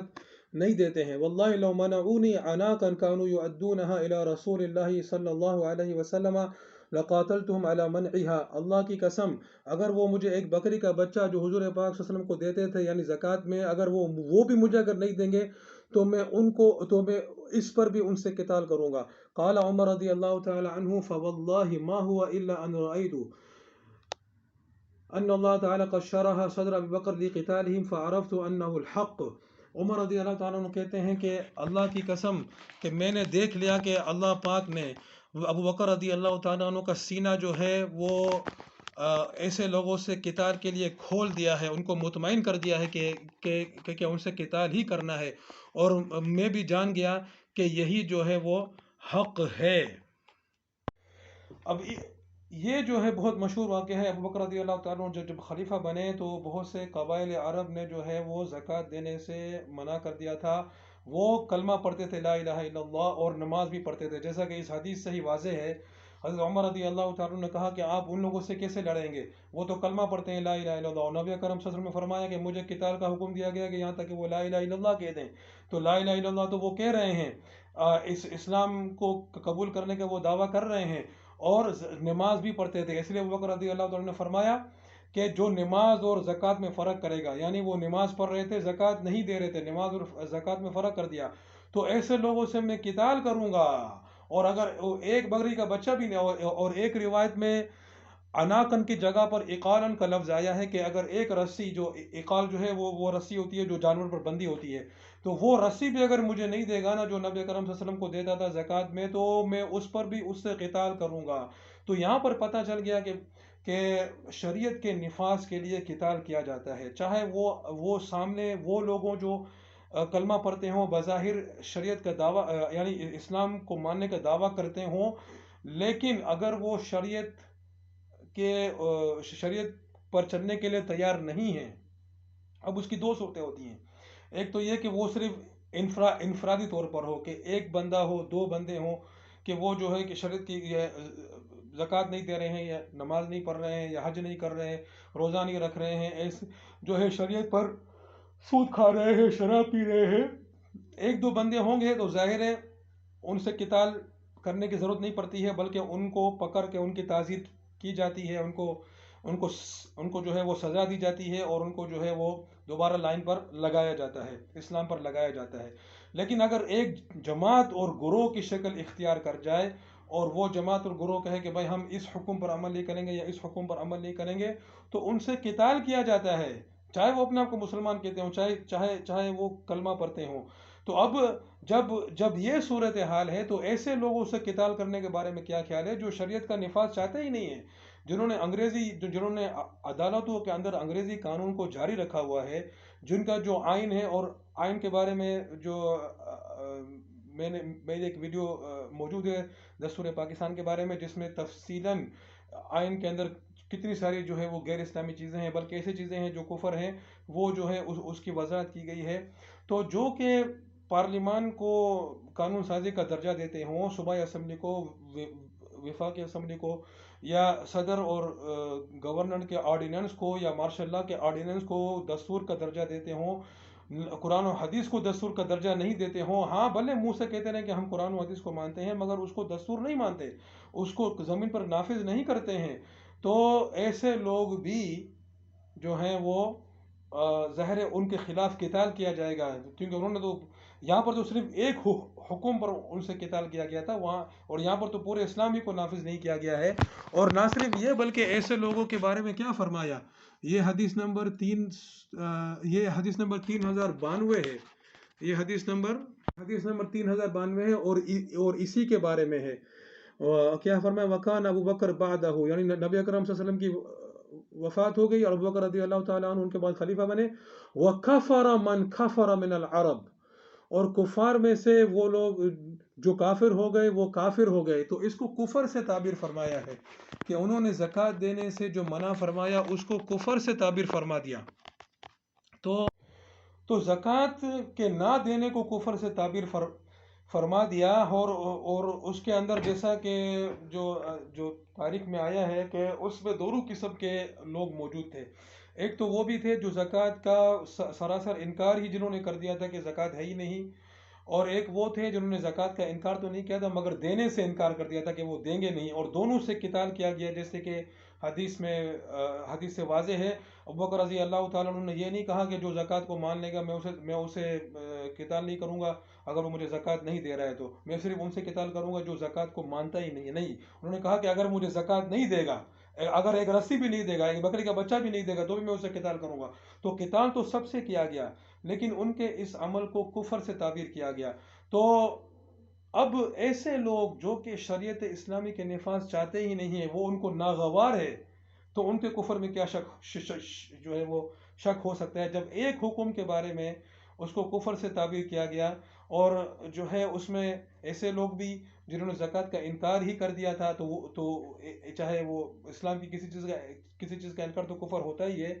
اور ایسے لوگ بھی جنہوں نے انکار نہیں کیا تھا لیکن دینے سے منع کر دیا تھا، تو وہاں پر ان کے عمل کو بھی کفر سے تعبیر کیا گیا۔ اس کی بہت سی وجوہات ہو سکتی ہیں، ایک تو یہ کہ یہاں کفر سے مراد کفر عملی ہو، کہ اعتقادی طور پر کافر نہیں لیکن عملی طور پر وہ کفر کرنے لگے، اسلام کے جو بہت بڑے حکم پر چلنے سے رک گئے، یا یہ کہ اگرچہ کہ وہ زبان سے کہہ رہے ہیں کہ ہم زکوٰۃ کو مانتے ہیں، لیکن ان کا زکوٰۃ نہ دینا اور زکوٰۃ نہ دینے کے پر اس طرح اصرار کرنا کہ اگر ان سے قتال بھی کیا جائے تو بھی وہ نہیں دیں گے، تو یہ جو ہے بالکل ظاہر کر رہا ہے کہ زکوٰۃ اگر چاہے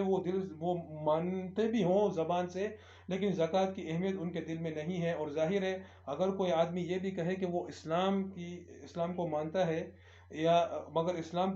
کی اہمیت اس کے دل میں نہیں ہے، یا اسلام کی، یا اگر مثال کے طور پر اگر وہ کہتا ہے کہ وہ نماز کو مانتے ہیں مگر نماز کی اگر اہمیت اس کے دل میں نہیں ہے، وہ نماز کو معمولی چیز سمجھتا ہے، تو بھی وہ کافر ہو جائے گا، یعنی کہ حقیقی کافر ہو جائے گا۔ تو بہرحال کوئی بھی وجہ ہو، قتال سب سے کیا گیا، تو جب ان لوگوں سے قتال کیا گیا تو ایسے لوگوں کے بارے میں کیا خیال ہے جو کہ اسلامی شریعت سے ان کو چڑ ہے، اور وہ صلیبیوں کے نظام، صلیبیوں کے قانون پر فخر کرتے ہیں، ان کی زندگی، ان کا چلنا پھرنا، ان کا صورت و سیرت، اور ان کی جو پوری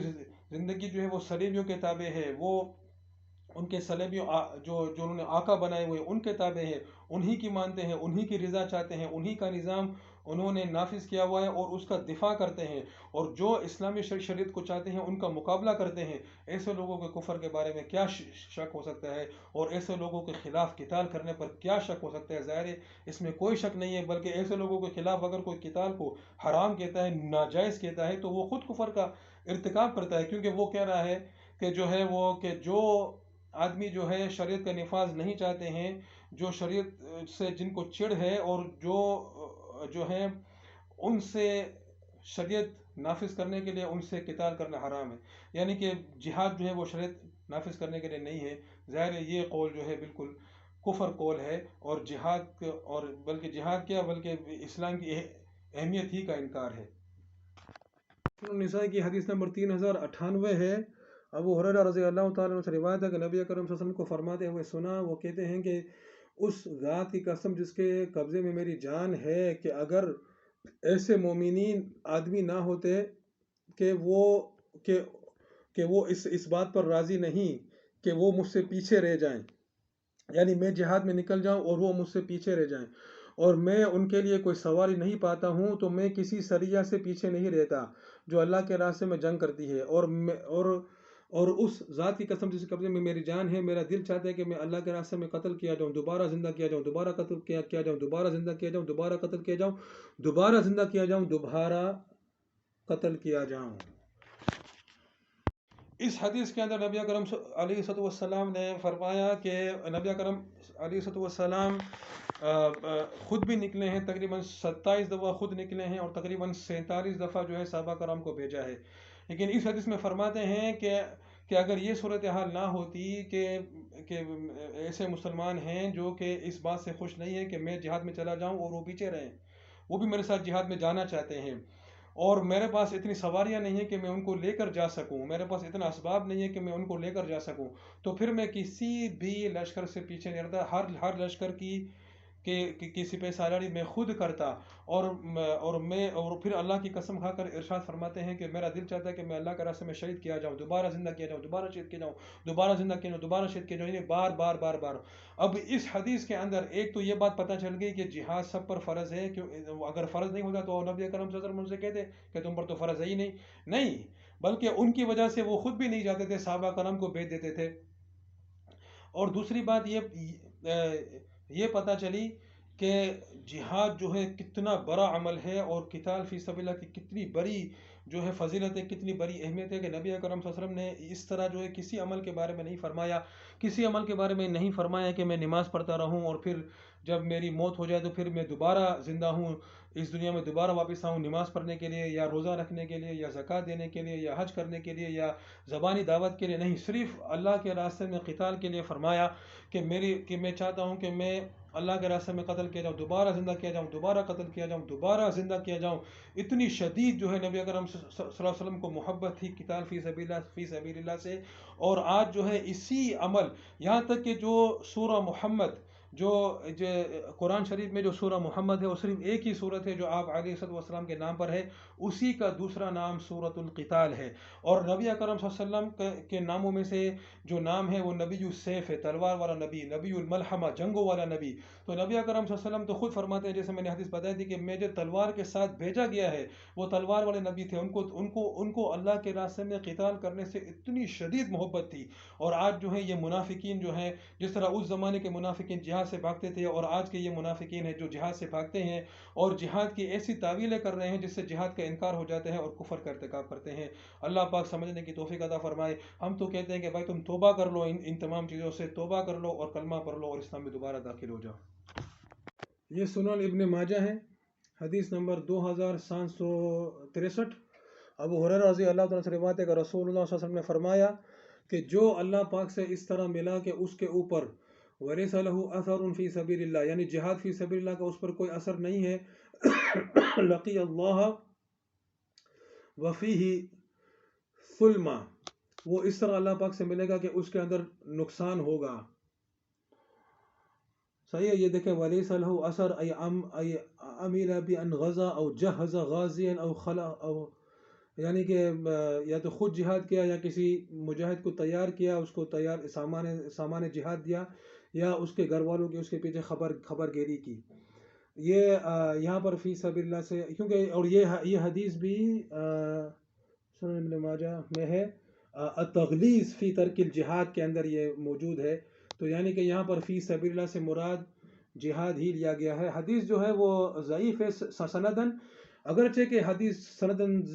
ضعیف ہے، لیکن حدیث کا مطلب جو ہے وہ دوسری احادیث سے صحیح احادیث سے ثابت ہے، جیسے کہ ہم نے وہ حدیث دیکھی تھی کہ اگر کوئی آدمی جو ہے، اگر وہ خود بھی یعنی اگر وہ جہاد فی سبیل اللہ اس نے نہیں کیا، اور اسی حالت میں اس کو موت آ گئی کہ نہ تو کبھی اس نے جہاد فی سبیل اللہ کیا، اللہ کے راستے میں قتال کیا، اور نہ کبھی اس کے لیے تیاری کی، نہ اس کا ارادہ کیا،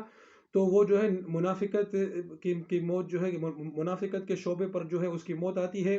اور دوسری جو حدیث ہم نے بیان کی تھی کہ اس پر جو ہے وہ قیامت سے پہلے ہی اس کی یعنی اس کی موت سے پہلے ہی اس پر جو ہے وہ قیامت سے پہلے کا لفظ غالباً یعنی قبر کے اندر بھی ہو سکتا ہے اور جو ہے وہ موت سے پہلے بھی ہو سکتا ہے کہ اس پر مصیبت آئے گی. تو اسی مفہوم کی یہ حدیث بھی ہے کہ وہ جو ہے وہ جب اگر اللہ پاک سے اس حالت میں ملتا ہے کہ جہاد فی سبیل اللہ کا کوئی اثر اس میں نہیں ہے تو اس کے اندر نقصان ہوگا. تو اتنی زبردست وعید ہے اور صرف اسی حدیث میں نہیں بلکہ دوسری صحیح حدیث میں بھی موجود ہے. تو اگر جہاد جب فرض ہی نہیں ہوتا عوام کے اوپر تو پھر ایسی وعیدوں کا کیا مطلب ہے. اور دیکھیں من کا لفظ ہے, من کا لفظ سب کو شامل ہے, خواص عوام سب کو شامل ہے. یہ ابن ماجہ کی حدیث نمبر 2811 ہے. عقبہ بن عامر الجوہنی رضی اللہ تعالیٰ سے روایت ہے کہ نبی اکرم صلی اللہ علیہ وسلم نے فرمایا کہ اللہ پاک ایک تیر کی وجہ سے 3 لوگوں کو جنت میں داخل کرے گا. ایک اس کا بنانے والا جس نے اس کے بنانے میں خیر کی نیت کی یعنی جہاد فی سبیل اللہ کی نیت کی, ایک اس کو چلانے والا اور ایک اس چلانے والے کی مدد کرنے والا یعنی اس کو ہاتھ وغیرہ میں اس کو تھمانے والا. نبی اکرم صلی اللہ علیہ وسلم نے فرمایا کہ تیر اندازی کرو اور گھر سواری کرو, اور تم تیر اندازی کرو یہ مجھے زیادہ پسند ہے اس بات سے کہ تم گھر سواری کرو. یعنی تیر اندازی جو ہے وہ سیکھنا جو ہے گھر سواری سیکھنے سے زیادہ محبوب ہے. اور حکم دونوں کا دیا اس لیے کہ اس وقت وہ دونوں چیزیں استعمال ہوتی تھیں. اور پھر فرمایا کہ مسلمان جو ہے وہ کوئی بھی کھیل کھیلتا ہے وہ باطل ہے الا یہ کہ وہ الا رمیہ بقوسہ, الا یہ کہ وہ اپنے تیر کمان سے کھیلے, الا یہ کہ وہ اپنے گھوڑے کے ساتھ کھیلے کہ اپنے گھوڑے کو ٹرین کرے, اور الا یہ کہ وہ اپنی بیوی کے ساتھ کھیلے. فإنہن من الحق, کیونکہ یہ باتیں جو ہیں وہ حق سے ہیں. اب اس حدیث کو بیان کرنے کا مقصد یہی ہے, اور یہ حدیث جو ہے پہلے بھی میں نے جو ہے وہ ایک حدیث بیان کی تھی تیر اندازی کے بارے میں, صرف یہی حدیث نہیں ہے, دوسری حدیث سے بھی ہے. اور قرآن شریف کا صریح حکم ہے کہ تم تیاری کرو جتنی تم میں قوت ہے اور بندھے ہوئے گھوڑوں سے. تو یہ جو صادق عوان نے کہا ہے کہ بھائی عوام کو تو ٹریننگ بھی نہیں ہوتی ہے, یہ تو ایسی بات ہے کہ بھائی کوئی کہے کہ میرا وضو نہیں ہے تو میں جو ہوں وہ نماز کیسے پڑھوں, مجھ پر نماز جو ہے نعوذ باللہ فرض ہی نہیں ہے. لا حول ولا قوت الا باللہ. جب نماز فرض ہے, یا کوئی یہ کہے کہ بھائی یہ کوئی پاک جگہ میسر نہیں ہے تو میں نماز کیسے پڑھوں. جب نماز فرض ہے تو اب نماز کے لیے جگہ کو پاک کرنا, اس کو دھونا جگہ کو, اس کے لیے وضو کرنا, اس کے لیے کپڑے پاک حاصل کرنا, یہ ساری چیزیں بھی فرض ہیں. ٹھیک ہے نا. تو جب جہاد فرض ہے تو جہاد کے لیے تیاری کرنا بھی فرض ہے. تو عوام کو تو ہم تو اس بات کے بھی قصوروار ہیں نا کہ ہم اس کے لیے کوئی تیاری بھی نہیں کر رہے ہیں, اس کے لیے کوئی اسباب بھی فراہم نہیں کر رہے ہیں. ہمیں اس بات کا بھی حکم دیا گیا, ہم یہ بات بھی ہم پر فرض عین ہے کہ ہم جہاد کے لیے تیاری کریں. یہ حدیث نمبر 2861 ہے, ابن ماجہ کی صحیح حدیث ہے. رسول پاک صلی اللہ علیہ وسلم کو فرماتے ہوئے سنا ام الحسین نے کہ نبی اکرم صلی اللہ علیہ وسلم نے فرمایا کہ ان امر علیکم عبد حبشی مجدع, کہ اگر تم پر ایک حبشی غلام جس کے اعضاء کٹے ہوئے ہوں اس کو بھی اگر امیر بنایا جائے فاسمعوا له واطیعوا ما قادکم بکتاب اللہ, کہ اس کی بھی تم سنو, اس کی بھی اطاعت کرو جب تک کہ وہ تمہیں کتاب اللہ کے مطابق تمہاری قیادت کرے. یہ جو ہے یہ جو ایسے منافق قسم کے لوگ جو کفر نظام جو ہم پر مسلط ہیں, ایسے نظاموں کو ایسی ریاستوں کو اسلامی ریاست کہتے ہیں, اور حدیث کے بعض ٹکڑے نقل کر کے کہتے ہیں کہ حدیث میں یہ حکم ہے کہ اپنی امیر کی اطاعت کرو. ذرا دیکھ لو حدیث, نبی اکرم صلی اللہ علیہ وسلم کیا فرما رہے ہیں کہ اگر حبشی غلام بھی ہو تم پر امیر بنایا جائے تو اس کی سنو اور مانو, لیکن جب تک کہ وہ تمہیں کتاب اللہ کے مطابق چلائے. یہ پھر دیکھ لو یہ لفظ ما قادکم بکتاب اللہ, ما قادکم بکتاب اللہ, یہ بہت ہی اہم لفظ ہے کہ اگر وہ تمہیں کتاب اللہ کے مطابق چلاتا ہے تو اس کی سنو اور مانو. اگر وہ کتاب اللہ کے مطابق نہیں چلاتا بلکہ کتاب اللہ سے اس کو چڑھ ہے, کتاب اللہ کہ قوانین سے اس کو چڑ ہے تو اس کے لیے تو کوئی نہ سماعت ہے، نہ اس کے لیے کوئی اطاعت ہے، بلکہ اس کے خلاف جہاد ہے۔ یہ حدیث نمبر 2865 ہے، عبداللہ بن مسعود رضی اللہ تعالیٰ سے روایت ہے، حدیث صحیح ہے۔ نبی اکرم صلی اللہ علیہ وسلم نے فرمایا کہ سیلی امورکم بعدی، کہ میرے بعد جو ہے تمہارے امور پر ایسے لوگ والی بنیں گے، رجال یطفئون السنہ، ایسے لوگ جو میری سنتوں پر عمل نہیں کریں گے، اسے بجھا دیں گے، وَيَعْمَرُونَ بِالْبِدْعَ، اور بدعات پر عمل کریں گے، وَيُؤَخِّرُونَ الصَّلَاةَ عَنْ مَوَاقِيتِهَا، اور نماز کو اپنے اوقات پر نہیں پڑھیں گے، اس کو مؤخر کریں گے۔ فَقُلْتُ يَا رَسُولَ اللَّهِ إِنْ أَدْرَكْتُهُمْ كَيْفَ أَفْعَلْ، تو صحابی نے پوچھا عبداللہ بن مسعود رضی اللہ تعالی عنہ نے کہ میں جب ان کو پاؤں تو کیا کروں؟ تو فرمایا تسألنی یا ابن ام عبد کیف تفعل لا طاع لمن عصى اللہ، کہ نبی اکرم صلی اللہ علیہ وسلم نے فرمایا کہ اے ابن ام عبد، یہ حضرت عبداللہ بن مسعود رضی اللہ تعالی عنہ کی کنیت ہے، کہ تم مجھ سے پوچھتے ہو کہ تم کیا کرو گے؟ بھائی لا طاعت لمن عصى اللہ، جو اللہ کی نافرمانی کرتا ہے اس کے لیے کوئی طاعت نہیں ہے، اس کے لیے کوئی طاعت نہیں ہے۔ تو جب ایسے حکمران آ جائیں، جبکہ اور یہ ان لوگوں کی بات ہو رہی ہے جو کہ نماز پڑھتے ہیں لیکن نماز کو مؤخر کرتے ہیں، تو جب ایسے لوگ ہوں جن کو نماز پڑھنے ہی نہیں آتی ہے، وہ جب نماز پڑھتے ہیں دکھلاوے کے لیے، تو لوگ جو ہیں وہ ان کی موویاں بنا کر جو ہے ان کی ویڈیو بنا کر جو ہے وہ شیئر کرتے ہیں کہ دیکھو ان لوگوں کو، دیکھو یہ کس طرح نماز پڑھ رہے ہیں، ان کو نماز پڑھنا بھی نہیں آتی ہے۔ تو یہ ان کا نماز پڑھنا بھی، اور نہ ان کو نماز سے کوئی سروکار ہے، نہ ان کو زکوٰۃ سے کوئی سروکار ہے، نہ ان کو دین کے کسی عمل سے کوئی سروکار ہے، ان کو تو اپنے سلیبیوں سے سروکار ہے۔ تو ایسے لوگوں کے بارے میں کیا ہے کہ کیا ان کے لیے طاعت ہوگی، کیا ان کے لیے سماعت ہوگی اور اطاعت ہوگی؟ لا حول ولا قوت الا باللہ، ان کے لیے تو جہاد ہوگا۔ یہ سنن الترمذی کی حدیث نمبر 1706 ہے۔ یا ایھا الناس اتقوا اللہ وان امر علیکم عبد حبشی مجدع فاسمعوا له واطیعوا ما اقام لكم کتاب اللہ۔ وفي الباب عن ابی ہریرہ وعرباد بن ساریہ وهذا حدیث حسن صحیح، صحیح حدیث ہے۔ یہ حدیث جو ہے ام الحسین الاحمسیہ سے مروی ہے۔ نبی اکرم صلی اللہ علیہ وسلم کا ارشاد ہے، اے لوگو اللہ سے ڈرو، اور اگر تم پر حبشی غلام کٹے ہوئے اعضاء والا بھی اگر امیر بنا دیا جائے، اس کی سنو اور مانو، لیکن کب؟ ما اقام لکم کتاب اللہ، جب تک وہ تمہارے اندر کتاب اللہ کو قائم رکھے، اسٹیبلش کرے، نافذ کرے۔ اور یہی ایسی ہی روایت جو ہے ابو ہریرہ اور عرباد بن ساریہ رضی اللہ تعالی عنہما سے بھی روایت ہے، حدیث صحیح ہے۔ یہاں پر بھی فرما دیا ما اقام لکم کتاب اللہ، یعنی مطلق اطاعت نہیں ہے، بلکہ اطاعت جب ہی ہے جب کہ وہ کتاب اللہ کے مطابق قیادت کرے۔ یہ حدیث ابن عمر رضی اللہ تعالی عنہ سے مروی ہے، یہ حدیث بھی صحیح ہے۔ رسول اللہ صلی اللہ علیہ وسلم نے فرمایا السمع والطاعت علی المرء المسلم فیما احب وکریہ ما لم یؤمر بمعصیہ فإن امر بمعصیۃ فلا سمع علیہ ولا طاعہ، کہ مسلمان مرد پر، مسلمان آدمی پر سننا اور اطاعت کرنا لازمی ہے، چاہے وہ پسند کرے نہ پسند کرے، الا یہ کہ اس کو نافرمانی کے، معصیت یعنی اللہ کی معصیت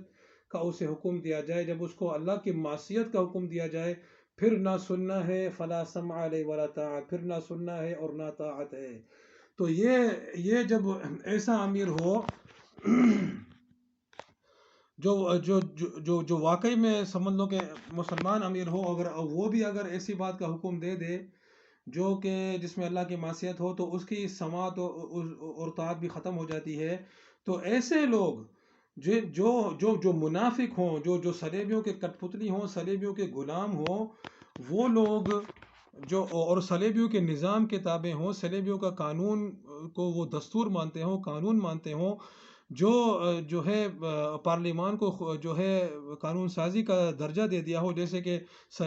صلیبیوں کے نظام، جمہوری نظام میں ہوتا ہے کہ جس چیز کو وہ جائز کہے گی وہ جائز ہوگا، جس چیز کو وہ ناجائز کہے گی وہ ناجائز ہوگا۔ یہاں تک کہ پاکستان کے دستور میں لکھا ہوا ہے کہ دستور وہی ہے، پاکستان کے دستور میں دستور ہی کی جو اصطلاح کی جو تعریف ہے، اس میں لکھا ہے کہ دستور وہ ہے جسے وفاقی اسمبلی یا صوبائی اسمبلی پاس کرے، یا جو صوبائی قانون یا وفاقی قانون ہو، یا صدر یا گورنر کا آرڈیننس ہو، یعنی دستور وہ ہے، دستور قرآن و حدیث نہیں ہے۔ تو جو ایسی چیزوں کو دستور مانتا ہوں، ایسی چیزوں کو جائز ناجائز کا حق دیتا ہو وہ تو مسلمان ہی نہیں ہے، تو اس کے لیے سماعت اور طاعت کہاں سے آئے گی؟ اس کے خلاف تو جہاد ہی ہوگا۔ ابھی یہاں پر جو ہے وہ دوسرے حصے کی تکمیل کرتے ہیں۔ الحمدللہ رب العالمین، بہت سی احادیث دکھائی گئی اور ابھی اور بھی پارٹ آ رہے ہیں، اور بھی دلائل پیش کریں گے۔ قرآن و حدیث جہاد سے بھرا ہوا ہے۔ جہاد کا انکار کفر ہے، اور جہاد کی اس طرح کی تعویلات کرنا کہ وہ صرف دفاعی ہے، یا عوام پر فرض نہیں ہے، صرف مخصوص گروہ پر فرض ہے، مخصوص ادارے پر فرض ہے، یا یہ کہ ابھی فرض نہیں ہے بعد میں فرض ہوگا، ابھی مکی دور ہے، یا یہ کہ شریعت کو نافذ کرنے کے لیے جہاد نہیں ہے، یا یہ کہ جو ہے وہ اس قسم کی جو بھی باتیں ہیں، یا صرف ریاست پر فرض ہے، عوام پر فرض نہیں ہے، یا یہ کہ ریاست ہی صرف جہاد کا اعلان کر سکتی ہے اور جو ہے وہ عوام نہیں کر سکتے، اگرچہ کہ ریاست کو جہاد تو بہت دور کی بات ہے، اس کو اسلام سے ہی اس کو کوئی سروکار نہ ہو، اس کو اسلام سے ہی کوئی دلچسپی نہ ہو، صرف زبانی جو ہے وہ اسلام کا دعویٰ کرتی ہو، یہ ساری باتیں جو ہیں یہ جہاد کا انکار کرنے کے مترادف ہیں، اور جہاد کا انکار جو ہے وہ کفر ہے۔ توبہ کریں، توبہ کریں، یہ زندگی ختم ہو جائے گی۔ کس کو خوش کرنا چاہتے ہیں؟ یہ اس باطل نظام کو یا ایجنسیوں کو خوش کرنا چاہتے ہیں، یہ اور کفر پہ مرنا چاہتے ہیں؟ کیا کرنا چاہتے ہیں بھائی؟ توبہ کریں اور کلمہ پڑھیں، اسلام میں دوبارہ داخل ہوں۔ وآخر دعوانا الحمدللہ رب العالمین۔